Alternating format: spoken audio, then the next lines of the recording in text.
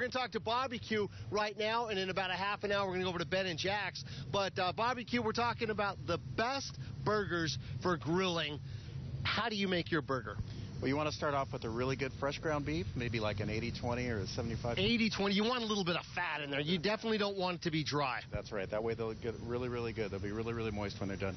You want to make them a little bit thick like this. These here are half-pound burgers. And do you put anything inside of them? Do you onion mix? Any breadcrumbs? We just season right on top of them. This is a salt, pepper, and garlic mixture. You just want to make sure and season. That seems to be the real secret these days. Just salt and pepper. Salt, pepper, and garlic, and season them evenly. Every bite's got to be the same. Okay, is it sea salt?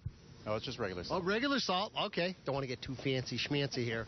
And the grill here, this is a typical grill. You have a gas grill like you'd have at home. That's right. This is just a regular gas grill. You can use a gas or a coal grill. They're both great.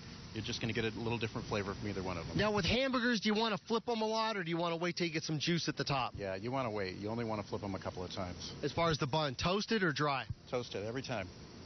Wow, a little bit of butter on there, too. That's right. Oh, that looks really good. And as far as garnish?